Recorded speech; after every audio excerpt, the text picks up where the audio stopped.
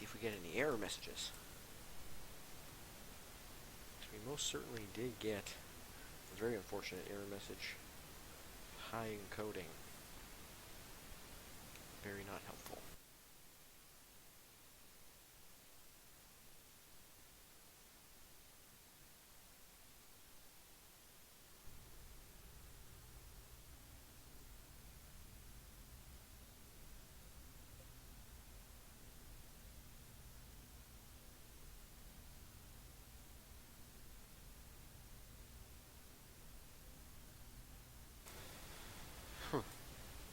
I say, good sir, it does appear as though you are fixed.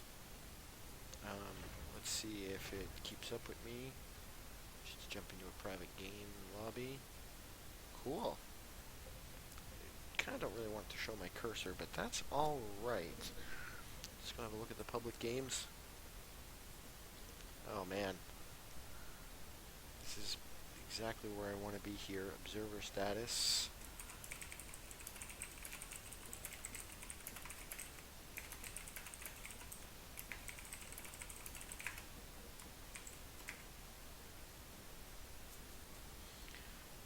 Alright.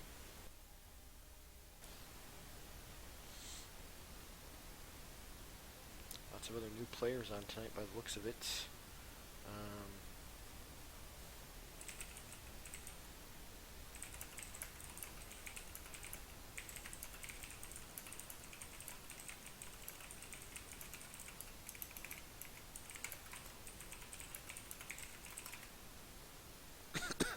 Excuse me.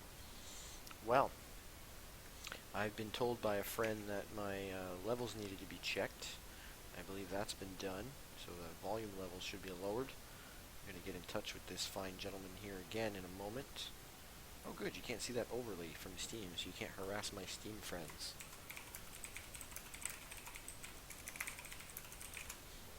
I'm sort of talking about you, person whose Steam name I won't say, in the hopes that no one bothers you. Watch someone not as good as him or me to play versus... Ah! Okay. We tried with you. We were waiting for agents for someone. Gotcha. Well, I'm happy to stream your game and give people tips.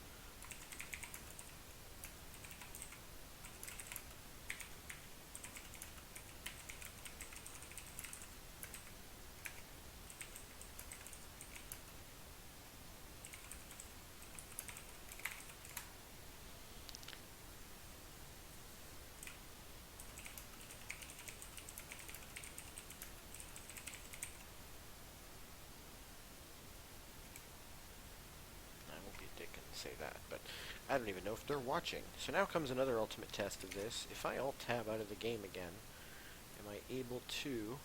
Oh yes, it does appear to be working, in fact. Alright. We're going to do one more tab out to change one other little thing. No, that's great. Alright, so I'll set my ready, not that it matters in this case, but the stream looks to be keeping up. Things seem to be happening. So we are going to watch Mason as the Force Commander. I didn't quite catch the Eldar player. I want to say Warp Spider, but I didn't actually see. I'd be curious to see because not really any of the heroes can go toe-to-toe with the Force Commander. The Warlock probably has the best chance, unupgraded of any of them. And once the upgrades come in, gosh, I feel like that Force Commander, depending on what he takes, is just so tanky that he can't, he can 1v1 any Eldar hero. Unless there's some incredible micro on a Warp Spider usage situation. Alright, so here we are. We have the Warp Spider, indeed, on this team. And you can see he's got a nice little dark colored scheme there. Now, yeah, they're giving us some shouts out to people. Force Commander going straight for attacks, of course. Banshees, the interesting choice. It's always tough when you take Banshees as a player who is new to the game, but is also playing Space Marine, because they usually range DPS you out of the gate, unless they go for Assault Marines. You find them outmatched by the Force Commander, sort of a hindrance, I guess, to the Apothecary, but not very effective against the Force Commander, and even can be quite devastated by the Tech Marine, depending on his build as well. He can deal with Banshees quite well if he takes the Power Axe. He has the armor with the mechanical claw of slashing things. So, yeah, that's the professional term for it, I believe. Since he's not in this game, I really can't be bothered to think of the war gear for that at the moment. So there's a light harassment here as the two commanders sort of see each other for the first time. Support structure complete. Banshees are forcing off some scouts. This is going to be tough for the scouts. They do not want to be in this engagement, even with shotguns, at all. They want to spend as much time away from these Banshees as possible. So that is the one good purpose that they serve in this sense. Now, they're going to be left out in the cold, it looks like, but this Force Commander, too, his micro gets dropped, and so, as you can see, he gets dropped as well. The Eldar player a little quicker on the uptick to maneuver to get these. Now, he was trying to pincer these Banshees, and it looks like he's ready to bleed a model or two. Actually, the shotgun comes in. This is great. You always want to try to get your upgrades mid-battle, because then it adds an element to what used to be a winnable situation into something that's really not. Oh, Scout's taking two models with melee there with the help of these Tac Marines, double Tac Marines, which I feel is a good idea. That's great. I'm going to mention too that the stream is behind by design. This is a thing that happens. Alright, so yeah, more lead here. The Eldar player, you can see he's losing some Dire Avenger units. The just getting out of there in the nick of time is the Warp Spider. He takes some cover, but he can't really stay in there. Open the stream now. Yeah, it doesn't matter when you open it or anything either. It's just Twitch does that to you so that you don't have an advantage. Like someone watching this game trying to also play in it to get an advantage is so far behind that there could be whole other units built and like big map sweeps that would happen before what I would say would happen. So sort of good thinking on their part. These scouts are very lucky not to use a member during that burst fire there. I feel like the Warp Spider's globals, because he has that crack shot, ends up being a great anti-vehicle and anti-squishy infantry squad hero if he chooses to use it in an engagement. Here you have a Shuriken. This is well timed to deal with this blob, but I don't know that Warp Spider's going to get out of there. Actually, they don't all go for him, so he does not take the damage. Ethan spreads out really nicely to deal with this Shuriken, actually. I mean, the scouts took a really bad series of blows from it, but the Shuriken's going to have a really hard time getting two squads out with its fire, and is in fact even getting pincered. You can see the cover not doing anything for the shots coming from here. Banshees are coming in now. This is a big problem for these Tacs, forcing melee. And I don't think Nisa can stay here. He's probably going to have to leave this engagement. But yeah, he can't stay in this for very long. And running through Banshees, oh boy. If this was before the last Elite Mod patch, there was no way that this Tac Marine squad would even survive. As it stands, oh yeah, the Scouts should be able to save him to have the energy for a blast. Good for him, that's good. But it does look like he lost the other squad completely. It's a tough spot to be in this early in the game. His best bet is to really go for a drop pod to replace it and get an advantage during an engagement, but even just to refill this squad, it's draining his wreck to the point where he can't even afford a drop pod right now. Rangers next. That's a great choice where these scouts are still out on the field, and there could be the threat of, oh, that's a wipe right there as they turn around, and Mason is pretty much out of this game. Um, yeah, pretty decisive victory from Keister. It's tough with the Eldar because everything happens so quickly. You really can't lose your micro for very long. Power armor allows that to be a little more forgivable, but it's not something that you can do long term. So that game seemed to stream really well. If you guys want to let me know how it sounds here in the chat or anything, someone I had talked to before was giving me a hard time about the volume. So I don't know if that was my mic or if that was the game volume. I did turn down the game volume and have since tried to add a more anchormanly depth to my voice for the purposes of the stream. So yeah, like I said, pretty decisive victory. Warp Spider, not the best Eldar hero 1v1, but when well microed and used, as you saw there, he can do a number on you.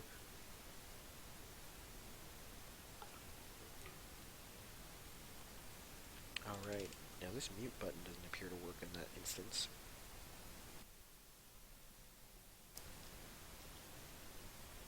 There we go. That's perfect. All right. Now, because Twitch will be saving copies of these, I'm not going to be saving the replay of this particular match. There is a replay website. Go to the Dawn of War replays. I think it's .net. You can Google it. You all have Google. You can check that out, and you'll find games that people have uploaded. If you have a game that you've saved after playing it, you thought, gosh, there's something I'd really like to see streamed here. But those really great people who do it all the time, like Indrid, are not doing mine because there's no one super well known in it.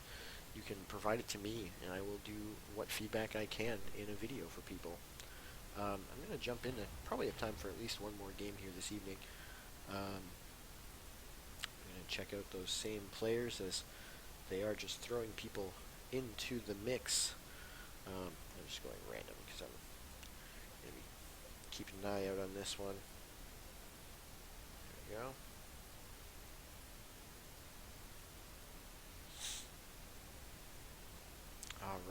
Alright. So a bit of a weird situation for tonight's game, in fact. The work situation for me and my time that I'm able to stream and get stuff like this to appear is usually in the evenings. Tonight was not necessarily going to be one of those evenings. However, did get some free time because of not to make people panicked or anything here, an ongoing crime lockdown in my town. It's a thing that's actually happened here before as well, but it's very strange to be involved in and keep a level head. More people make it easier to find opponents. Yes, well, this is true. Yeah, people who want to play should definitely jump in and play. I feel like the newer type players, people who have not had the game long, who do not feel confident in multiplayer games, take it from someone who knows, because during another stay I had in this town of mine, or away from it I should say, I was forced to, if I wanted to keep up with playing this game at all, play against the computer. Now all I'd done up to then is a bit of the campaigns followed by The Last Stand. The Last Stand differs greatly from this. The campaign maybe not so much, but this format of the game is very different. The computer plays it much differently than people. The computer will never ever power bash, which is something that all players should do. So yeah, there's a lot going on there. Oh goody, some orcs. I like it. I always like to see the non-power armor races represented, because I feel like a lot of players, when they get involved in the game at the start, are going Space Marine or Chaos Space Marine. I can't blame them. I'm a Chaos man myself. But what you would find in some of these higher level games right now if you're watching, like I said before, people like Indrid who are streaming, there's some others. I'm going to not leave out BBBOS, Boss for lack of a better term, um, who's been really picking up in the absences of casts all the time from other people. But Bat Pimp throws them out there a lot, especially around the holidays. He's been doing it a lot. Yeah, Slaneshi Cacophony as well. Anyway, if you watch a lot of these other streamers, you'll see Owen Nerlin. I was in his channel earlier. I wanted to give a shout out to Nerlin too. So when you see a lot of these other games from tournaments from streamers, you see that the Mech Boy is actually one of the best 1v1, when used correctly, heroes in this game. He has a teleport from the get-go. Orcs have, obviously everything that comes with having orcs. He's quite versed in vehicles, so if you get those early tin cans with razor blade claws out on people, he's doing a great job in supporting it. And yeah, they're a tricky race to play against, depending on your choice, because compositionally, orcs they don't have a lot of super heavy. It's really just the infantry armor and the vehicle armor. So if you don't cater to those and you get caught in melee when maybe you shouldn't, or range when you shouldn't, because there's some killer orc range stuff out there too. They can just melt you from a distance. Stuff like scouts, stuff like Eldar's entire army can bleed really hard to a well set up Daka from an orc mob. But that is neither here nor there. We're looking at another one-on-one on Calderis Refinery this evening, this time between Lord Inquisitor Vader and Neeson. Vader in this instance is, oh my goodness, this must stop, there we are. Vader is the war boss. He is the biggest and the stompiest of all orcs. As you can see, that great color scheme there. So, I feel like as Space Marine, he's doing the right thing here in the sense that getting power early is probably important. Because you don't really want to go double scout when he's almost certainly going to go double shooter.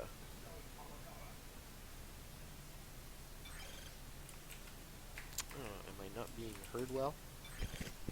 Are people not able to hear correctly? Crazy background. I'm not sure what background you mean. You'll have to be more specific, Man on Mars. If you're in the chat, you can use the chat in Twitch as well. It may not be as easy for you if you're watching the game. Now, yeah, the second scout is all I was saying, is that when you're facing double shooter, and they usually go for big shooters and knobs, double scout becomes very difficult to operate, even with shotguns, to push stuff away. It's tough. There's a lot of sound in the stream that isn't from the game. It's very interesting.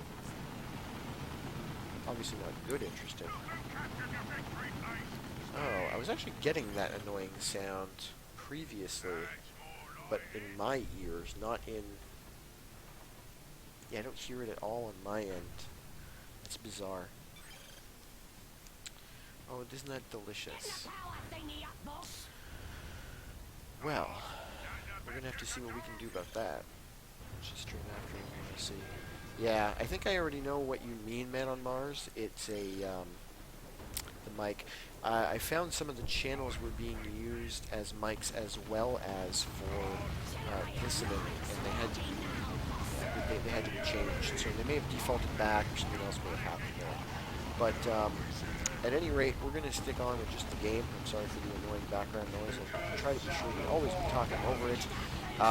This Tactical Marine squad is in a great deal of trouble and is probably not going to be going home, especially if these guys force melee. Shooters deal decent melee damage, and the added weight from the war boss's ranged attacks, probably enough to melt him. Yeah, down he goes. Such a shame. Those scouts can go down in a blaze of glory somewhere, probably here to these half-damaged sluggers with their burners up. Now, right now, this force commander also wants to be careful. He can it's a tough battle for him and the War Boss. Without support, it's not guaranteed to go well. He's lost a lot of shooter boys here because he's not been focusing on the War Boss.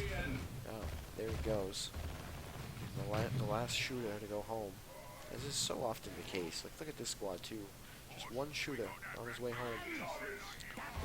Now, yeah, I feel like if he'd have microed all his attack on this War Boss, he'd have been forced off sooner, but he did bleed a lot of models to his credit to get these guys off the field quickly. He was floating a big wreck pile though, so yeah, Vader might be able to push back on that and get quite a bit more going for him. So he hasn't done anything to reinforce these as well. There's a good reason for that. For all you new players out there, all orcs are able to call and reinforce off their hero in battle for the price of some red. Red, of course, your superpower meter, very slow to rise. Comes from XP. These guys are going to get bonuses from the Force Commander to their range damage as well from that same bar. Not nearly as useful as reinforcing off of your commander, but still quite useful. So that could be why these sluggas are still out here with 3 models. Could be Nui faced off the rest of the army as well. You can see he's splitting it up here with the Force Commander, sending him off to the side. These scouts should really be the ones away from things while these double attacks try to manage this pile of ranged. These boxes here, as you can see, are yellow cover, so they're not going to grant all the same bonuses as this green cover that these pipes are. But with both squads, and this one taking cover behind pipes, shooting in, those orcs don't stand much of a chance. Actually surprised Vader hasn't gone for something else here. I think he went and spent power on, yeah, Angry Bits, so he can charge his enemy. Now, again, this is a tough battle. It's hard to say who really wins between these two commanders with the upgrades that they have. Artificer armor coming in. This is an important upgrade to keep the Force Commander in the battle. And Angry Bits in here. A lot of the same bits, health regeneration, but speed and damage too. Such an important upgrade. In the middle of this fight, though, is going to be another upgrade. It's going to be the Power Sword. I want to see where we're at when that comes. Nothing else really going on. Power Sword comes out. Oh, and actually, he was saving the charge to get out of combat. Very, very good timing on the ability there, because the Power Sword had just come out. That's unfortunate, because that would have been a good win for him to have dropped the War Boss there. Now these sluggers are going to cap wreck. You can see the map is split fairly even with the Space Marine player Meeson doing a lot better. Someone's going to have to actually tell me how that's pronounced if I'm mispronouncing it for them as well. If you can understand me over the super annoying noise. Clearly Slaanesh haunts the pipes of my internet and or computer. Probably computer. Flamers on some of these tacks, so we can expect a power bash here sometime soon. I feel like he came around to push off this squad instead. He's probably now on his way there. I feel like he would have done better to go after it rather than let them cap this lousy point, because now you've got the rest of the army and Storm Boys in here. Storm Boys, of course, the less, let's say, durable and effective version of Assault Marines. They do have some wonderful graphics attached to them. They can also submit their lives, much like Heretics do, once upgraded. They do force off one of these tack squads that manages to retain 2 models with 115 hit points here. This other squad of scouts had no chance whatsoever. Another attack model goes down. There's a lot of bleed here, and now the Force Commander is stuck the entire Horde army in his face. This is not going to end well for him. Power Sword is dealing a lot of damage here, but the best he can do is tag a few models from those Storm Boys before being forced off. It's another scout squad for Meeson there, which actually he's canceling, I guess, to refill his tactical models.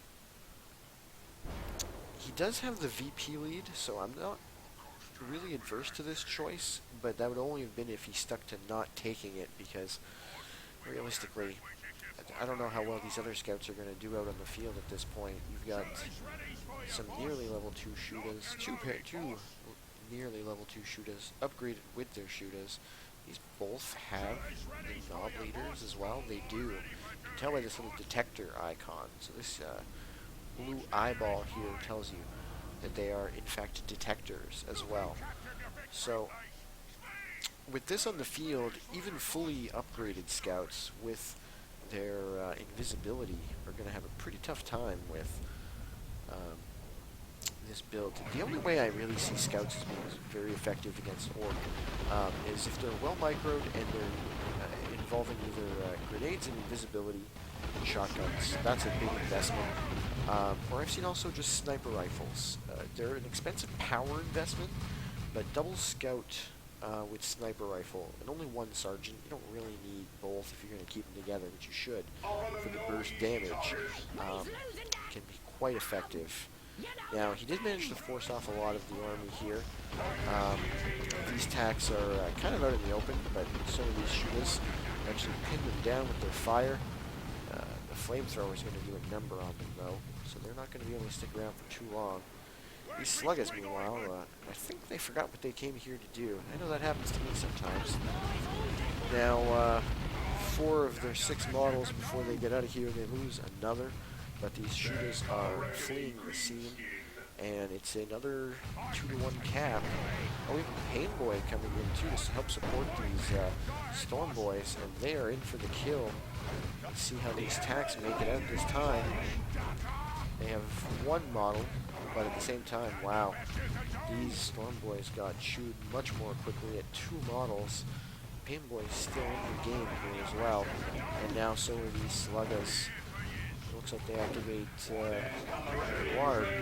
Now, the Warg ability actually works better when there are more units using it. Oh, these lightning bolts here mean that use your choppas are on. This is a melee buff provided by the War Boss as another one of his globals. Oh, but they go down? No?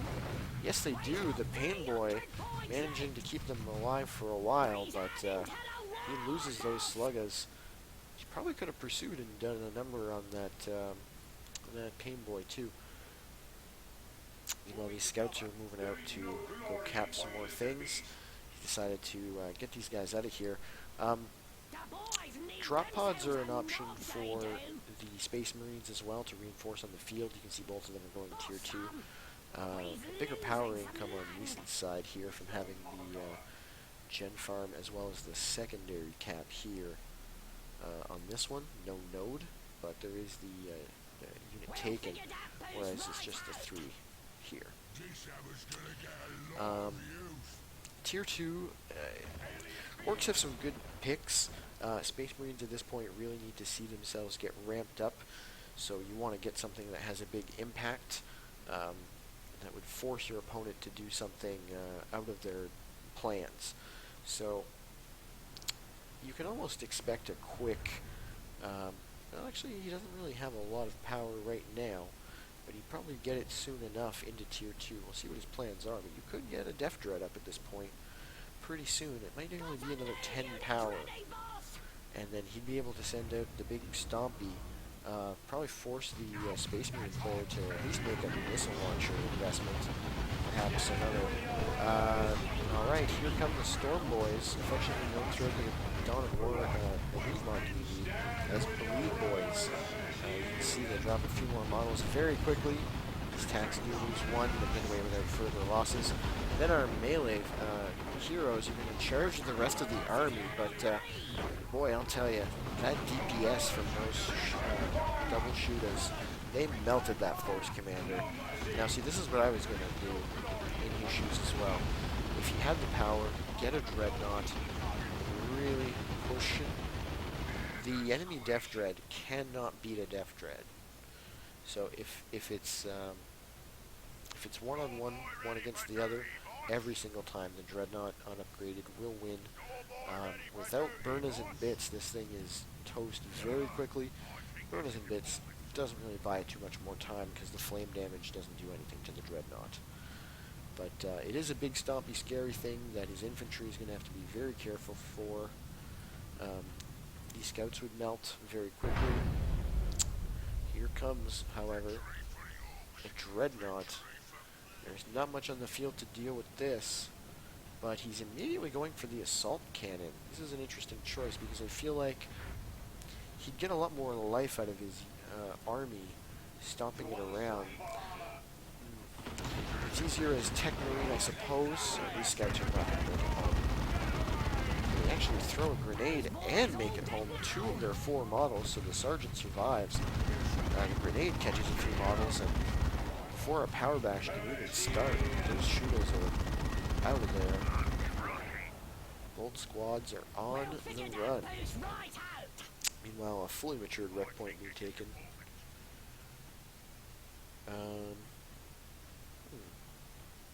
This is curious. The situation I may have mentioned before, but some people may not have heard, requires me to take a urgent phone call. I will try to follow the action, but I cannot. We got it, boss. We got it. What do you want I with it? think. We're gonna secure punishing, boss. Oops. I think she's actually blocked. Here for you, Space Marines. It's hard to say. Alright, well, we're going to continue on right now. So, here we have the throwdown. Now, the war boss is in here as well, and he does have this bang bang hammer. This is going to really make it difficult, not to mention that by upgrading to this assault cannon, this dreadnought has no chance against these 2 units because it loses its melee resist, which melee walkers have, like the Death Dread. The melee resist keeps it from taking extra damage from his claws. It's at 30%, so it's really important. All dreadnoughts that can upgrade to ranged weaponry lose out on that bonus. So, meanwhile, you can see he's trying to keep his Death Dread alive and separate from these tactical marines with their missile launcher, which is the best AV option he has on the field other than the Dreadnought right now, because he is starved for resources. If they went down in retreat, that could spell the end of this game, but you know, they keep 2 of their 3 models. You're basically just forcing him back into base to spend more. The scouts are coming back after a long engagement, or are they? No, yeah, he manages to miss out on the micro there. And, yeah, at this point, I mean, he still controls a lot of the map. It is a 2-to-1, however, for Vader. Lord Inquisitor Vader. No Star Wars spoilers, please. I have no idea. Now, the spiky armor is in here as well. Anyone who hits this war boss in melee is going to be taking extra damage. Oh, he deals it in a radius around him when he's hit in melee. Okay. So that's not as broken as it used to be. They have changed that. Wow, I can't say I disagree with this choice here. Force Commander going to the Power Fist. At this point, if he takes the Teleporter pack as well, he can deal a really good amount of damage and surprise attack damage, and maybe catch this War Truck unawares. I'm not sure if he's seen the War Truck or not yet. He's in base repairing the Dreadnought. However, he does have all of his units in base repairing it, as he's not protecting his points. So this could prove to be problematic. Alright, so VPs are pretty close at this point, though. You can see he's coming back on the field to take a few things. Watch the nearest fire. Dave's driving this way. Those boys all dead now. We shoot is ready, boss. Move! They shooting!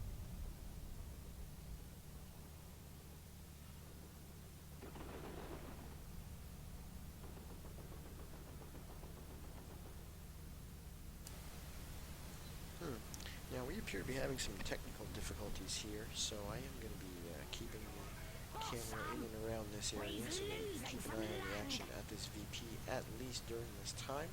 So, again, my apologies. This stream is a very new thing, in fact, as of today. So, bear with us.